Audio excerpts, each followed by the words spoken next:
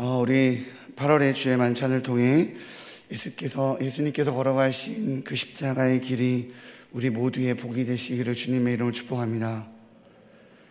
네, 그래도 그나마 목이 조금씩 돌아와서 다행입니다. 네, 깜짝 놀랐습니다. 저 스스로에게 어제 주의 만찬 연습을 집에서 너무 열심히 했나 봅니다. 네, 목이 많이 상했네요. 지난달까지 진행하던 히브리서와 시편이 끝나고 오늘부터는 새롭게 레위기서를 시작합니다. 신약과 구약을 넘나들면서 이 말씀을 읽고 묵상하는 것이 성도님들에게는 흐름을 잡는 데 조금은 어려움일 수도 있습니다. 그럼에도 불구하고 또 제 목 상태가 이럼에도 불구하고 우리 주님께서는 은혜 주실 줄 믿습니다. 네, 은혜 받으시기 바랍니다. 네, 매일 성경 기준으로 봤을 때 오늘 본문의 제목이 믿음을 지키는 것이 사는 길입니다입니다.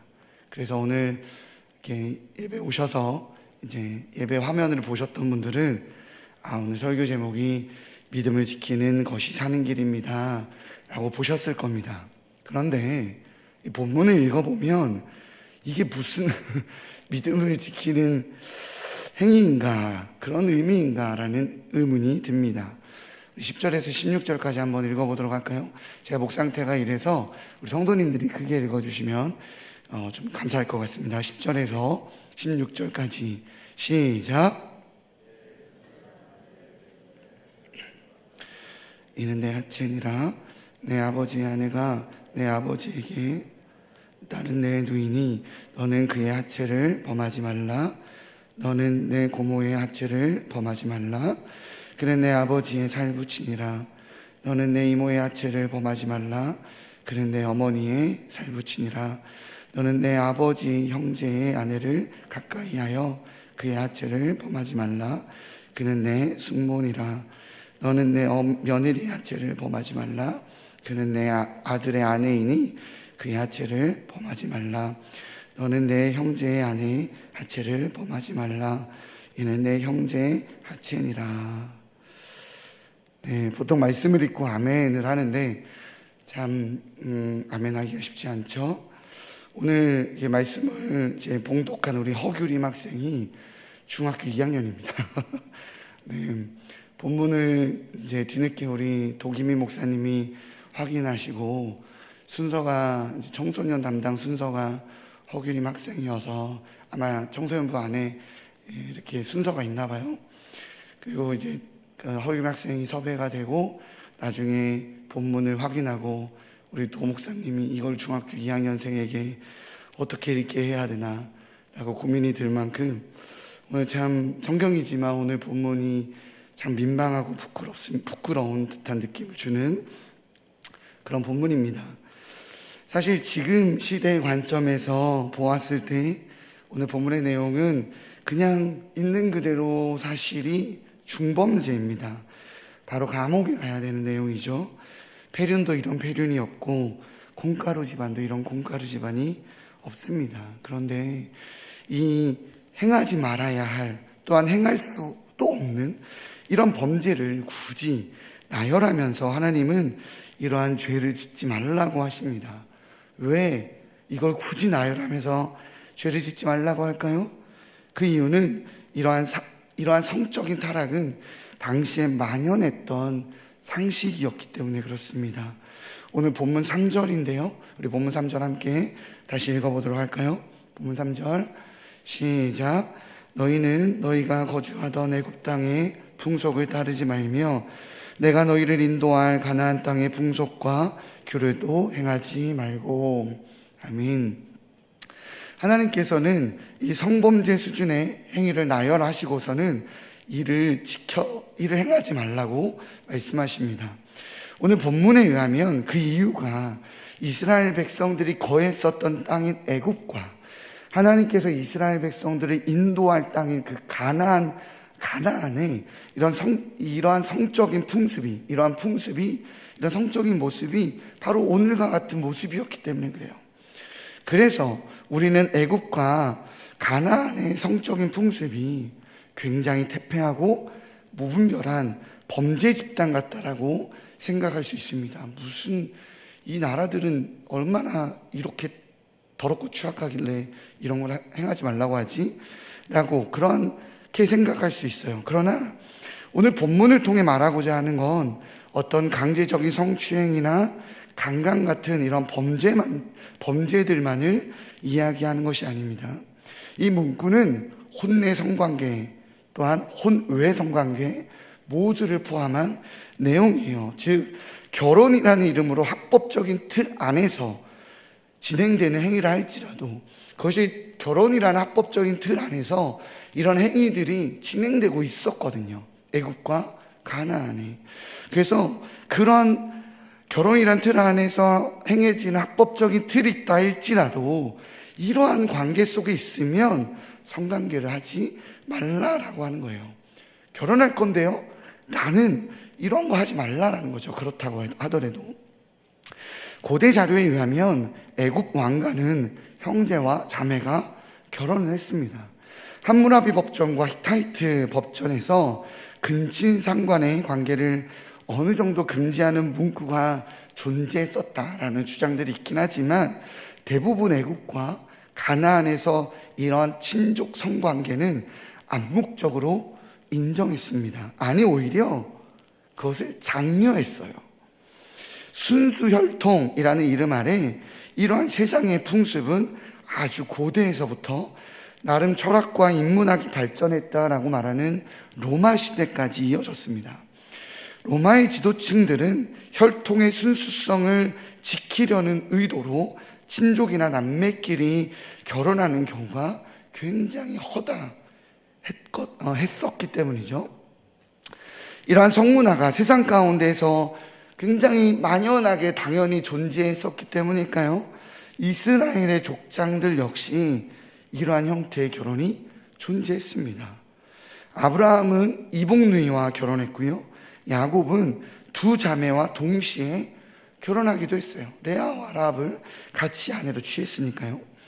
네, 이미 이스라엘 안에서도 이방의 풍습이 세상의 풍조가 너무나도 자연스럽게 자리 잡아 있었던 겁니다. 그런데 하나님께서는 이렇게 지금까지 자리 잡고 있었던 친족 성행위의 풍습을 오늘 레위기를 통해 금하라고 말씀하고 있는 겁니다. 그렇다면 왜 지금의 시각으로 봤었을 때 말도 안 되는 이러한 풍습이 고대에 존재했었던 걸까요? 로마의 경우는 권력 때문입니다. 친족 간의 결혼을 통해서 이 권력이 다른 세력으로 넘어가지 않고 유지될 수 있다라고 생각했기 때문에 친족 간의 결혼을 통해서 순수혈통을 유지한다라는 이런 말도 안 되는 패러다임을 지켜가고 있었던 거죠. 그렇다면 고대에는 왜 그랬을까요? 그건 여인을 노동력으로 보던 이 고대 사회의 시각 때문입니다. 저희가 사실 교역자들이 주일에 설교만 마스크를 벗자라고 했는데 제가 목 상태가 좀 이래서 오늘만 좀 마스크를 벗도록 하겠습니다. 죄송합니다. 말하는 게 조금 더 편한 게 좋을 것 같으세요? 여인을 노동력으로 보던 고대 사회에서 결혼을 통해 딸을 내보내는 건 우리 공동체의 확장, 우리는 그렇게 보잖아요. 딸이 시집 가면 이제 가족이 확장되는 것으로 봤는데요. 옛날 고대에는 우리 가족의 노동력을 빼앗기는 것으로 보았습니다. 또 반대로 여인을 통해서 가정에 들이기 위해서 남자 쪽에서는 막대한 혼인 예물을 지출해야 하는 부담이 있었죠. 그러니 결혼이 부의 축적의 방법이자 결혼이 부를 지켜가는 방법 중에 하나였던 거예요, 고대에는. 그러니 자신들의 생존과 자신들의 물품을 지키기 위해서 친족 간에 결혼하고 성행위를 통해서 이 공동체를 지켜가거나 확장시켜 갔습니다. 아니, 정확하게는 지켜간다고 착각했던 거죠. 지금의 지식으로 봤을 때 이 친족 간의 성행위는 유아 사망률이나 기형아 발생률이 훨씬 높은 그런 위험한 선택인데도 이 미련한 인간들은 자기의 좁은 시각으로 자신들의 재산과 물품과 노동력을 지키려는 욕망 때문에 이런 폐륜들을 당연스럽게 지켜가고 있었던 겁니다.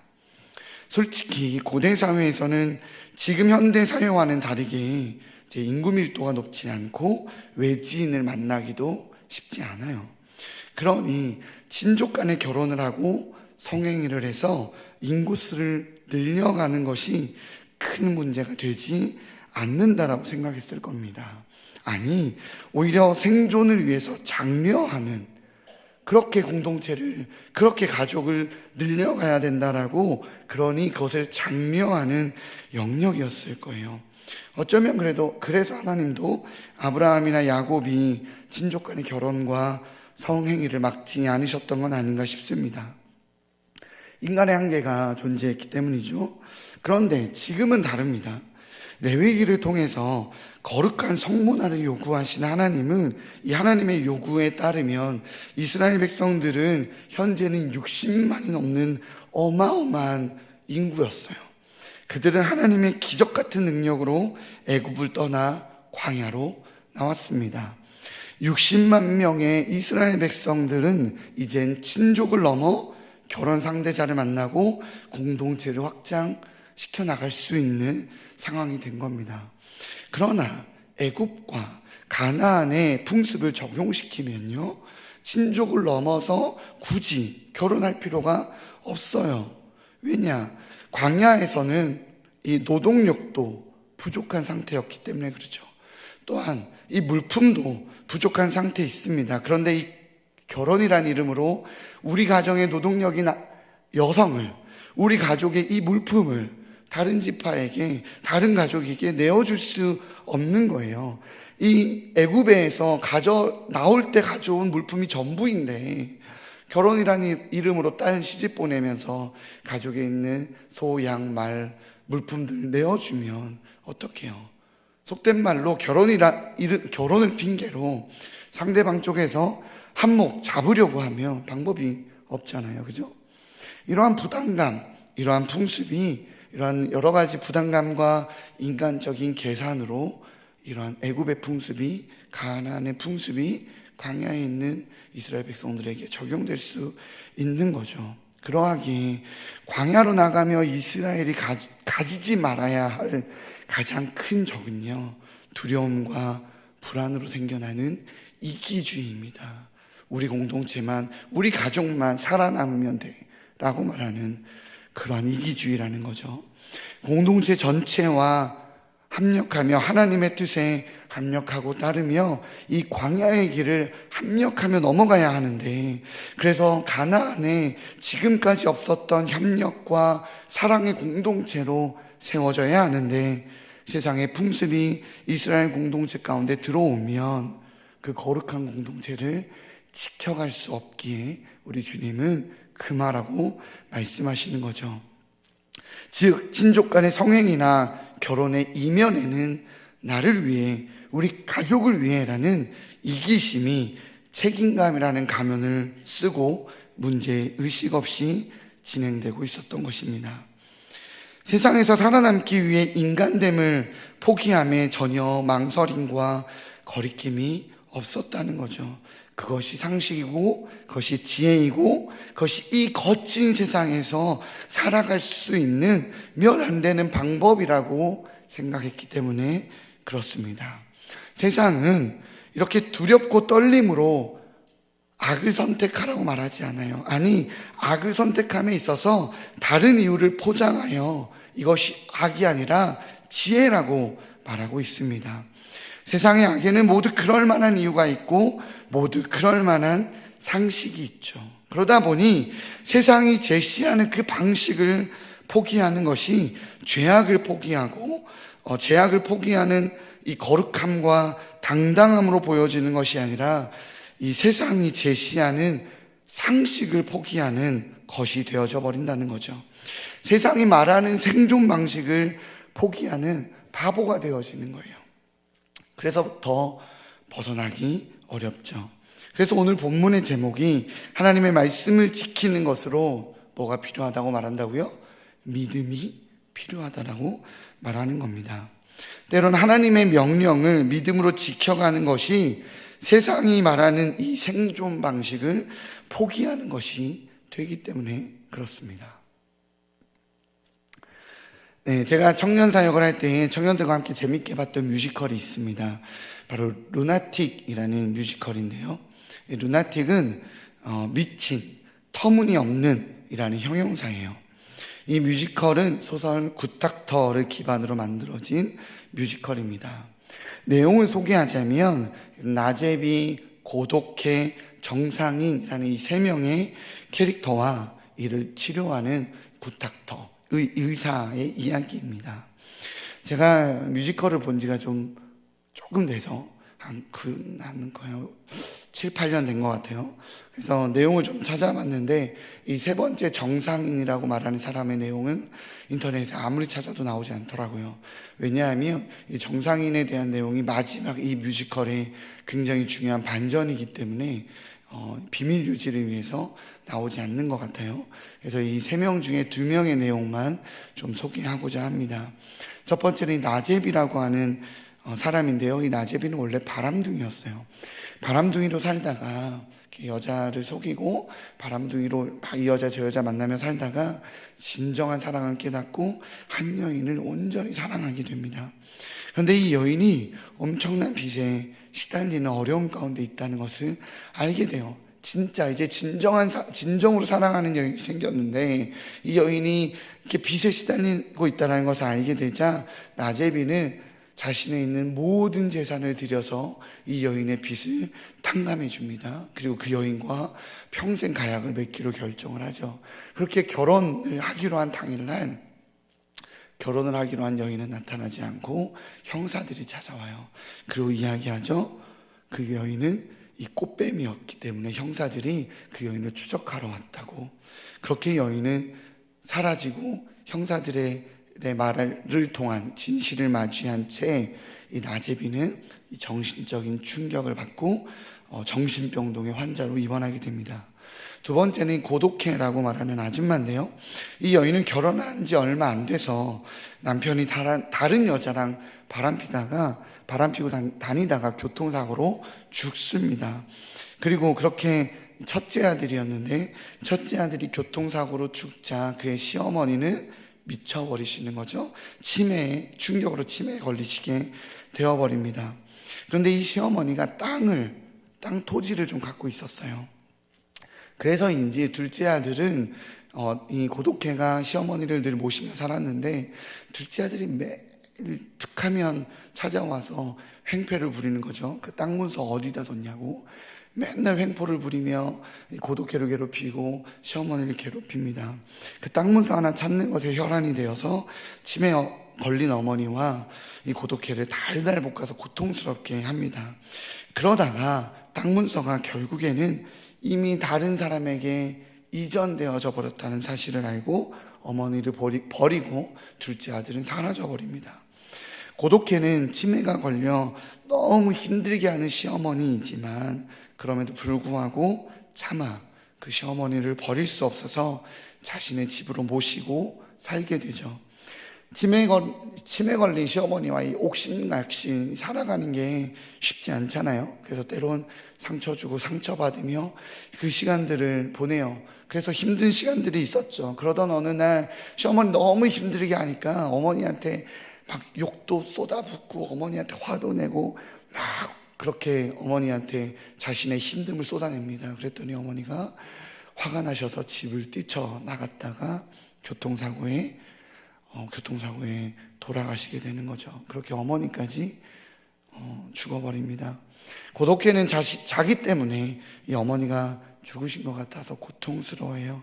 그때 말을 그렇게 험하게 한 것, 어머니께 소리 질렀던 그 모든 행동들이 어머니를 죽음으로 내몬 것 같아서 괴로워하다가 결국에는 이 유일한 가족이었었던 어머니를 자기가 죽음에까지 몰게 했다라는 죄책감에 그도 역시 정신병동에 입원하게 됩니다. 병원 안에서 사랑하는 그 여인을 잊지 못한 나제비는요, 매일 사랑하는 여인을 계속 찾아요. 다시 돌아올 거라고, 무슨 사정이 있을 거라고 하고, 때로 어떤 여인을 보면 그 여인이 아닌지 붙잡고 네가 돌아왔구나, 나한테 다시 찾아왔구나, 이렇게 장난을 일으키기도 합니다. 어머니를 잊지 못한 고독해 역시 병동에서 매일매일 그 어머니 얘기만 하면서 내가 죄인이라고 고통스러워하며 좌절해요. 그런 그들을 굿닥터는 매일 들어주고 위로하며 그들을 돌봐줍니다. 이 뮤지컬의 메인 헤드라인, 포토라인과 포스터에 메인 글귀에 뭐라고 써있냐면 미친 세상, 우리가 정상이다 라고 써있어요.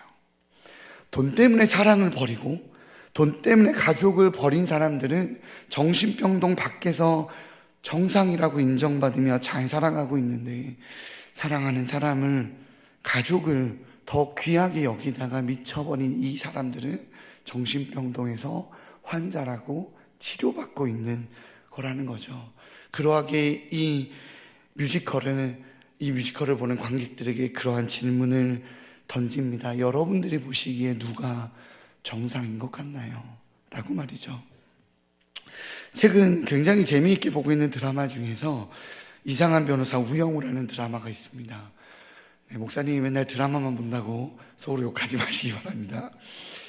잡혀인 변호사가 이 땅에서 살아가고 있는 드라마의 이야기예요. 이 드라마의 내용 중에 제4화에 삼형제의 난이라는 에피소드가 있습니다. 부모님이 물려주신 100억대의 토지 보상금을 받게 되는데, 막내가 이 보상금을 받게 되는데 형들 둘이 찾아와서 막내를 속여갖고 첫째 형은 50억을, 둘째 형은 30억을, 막내는 20억의 토지 보상들을 나눠받게 하는 계약에 서명하고 도장을 찍게 만들죠. 그리고 이로 인해서 생겨나는 세금은 막내 아들이 책임지게 합니다. 결국에는 그 내용으로 인해서 첫째 형은 50억을, 둘째 형은 30억을 물려받지만 막내는 자신이 찍은 도장으로 인해서 자기는 20억을 받는 것이 아니라 이 빚, 세금을 다 해결하고 나면 오히려 빚더미에 앉게 된다는 것을 뒤늦게 깨닫게 되어져 버려요. 돈 때문에 가족을 속이고 돈 때문에 가족을 이용하는 이 이야기는 한 개의 기쁨이 1000개의 슬픔을 이긴다라는 책을 쓴 바로 이 조우성 변호사의 실화입니다. 즉 자신들의 생존과 부귀와 욕심을 위해 가족을 매장하는 바로 이 이야기는 드라마 속 이야기가 아니라 우리가 살아가고 있는 이 세상의 실제 이야기라는 겁니다. 인간의 욕망이 미친 세상을 만들어 가고 있는 거죠. 그러하기에 욕심 앞에, 생존이라는 이름 앞에 세상에서는 이렇게 살아야 살아남을 수 있어 라고 말하는 그 상식 앞에 하나님은 너희들이 이 땅에서 내 뜻을 따르며 살아가려면 믿음이 필요하다 라고 말씀하고 계시다라는 거예요. 히브리서 12장 16절에 음행하는 자와 혹 한 그릇 음식을 위하여 장자의 명분을 판 에서와 같이 망령된 자가 없도록 살피라 라고 나와 있습니다. 우리가 히브리서 말씀을 묵상한 지 얼마 되지 않았죠? 이 새벽기도 설교를 들으신 분은 기억하시겠지만 여기에서 말하는 이 음행하는 자는 원어로 봤을 때는 에서를 말하는 겁니다. 성경에서 에서가 음행한 자라고 말하고 있다는 거예요. 사실 우리는 상식적으로 봤을 때 배고파서 이 장자의 명분이라는 이 명분에 얽매이지 않고 음식 한 그릇 얻어먹은 것이 뭔 큰 잘못이라고, 음행이라고 정죄하나 라는 생각이 들 수 있습니다. 그러나 성경은 먹고 사는 문제 때문에 영적인 것을 포기하는 것, 세상에 타협하는 것, 그것을 뭐라고 말한다고요? 음행이라고 말하고 있다고요. 오늘 본문 레위기에서 하나님께서 이스라엘 백성에게 요구하는 것은 믿음의 삶입니다. 하나님, 우리 공동체를 유지하기 위해서는 다른 민족, 다른 사람, 다른 종족, 다른 식구들을 만날 수 없으니 우리 친족 간에 또 우리 물품을 지키기 위해서, 우리 노동력을 지키기 위해서, 우리 가족을 지키기 위해서 이것이 생존의 방법입니다. 광야인데요, 지금 고대 사회인데요 라고 말하며 친족 간의 성행위가 당연하던 그 시대에 믿음의 삶이 당신들을, 우리를 지켜가게 할 수 있습니다. 그것이 너희들의 생존의 방법인 것 같은 그 시대 속에서 내 말에 순종하여 믿음의 선택, 세상이 말하는 상식을 버릴 수 있니? 라고 묻는 거죠. 그러니 하나님께서 이 세상에서 말하는 살아가기 위해서라는 그 상식을, 믿음을 지키기 위해 그 상식을 가감히 주님께서는 뿌리치라고 말하는 것입니다. 그것이 거룩이라고 말하는 것입니다. 믿음을 선택하기에 세상의 방법을 거절하는 미친 세상, 우리가 진짜 정상입니다 라고 세상 가운데 말하는 이 세상의 믿음의 방법을 드러내는 축복의 통로로 이 8월을 시작하시는 우리 일산 충신의 귀한 성도님들 되시기를 주님의 이름으로 축복합니다. 기도하시겠습니다. 사랑해 주님 감사합니다. 세상은, 지금 세상에서는 이렇게 살아야 돼. 어떻게든 돈은 벌고 봐야지. 지금 세상에서는 가족도 의리도 다 필요 없고 일단은 벌고 봐야 돼. 일단은 권력은 차지하고 봐야 돼 라고 말하는 미친 세상에서 살아가고 있습니다. 그러하게 주님, 우리에게 믿음을 허락하여 주옵소서. 우리에게 믿음의 용기의 결단을 갖는 자들 되게 허락하여 주옵소서. 세상이 말하는 방식이 아니라 하늘의 방식으로, 하늘의 통치로 살아가기에 하나님, 주님의 의를 드러내는 진정한 거룩을 드러내는 하늘 백성이 되게 하여 주옵소서. 예수님의 이름으로 기도합니다.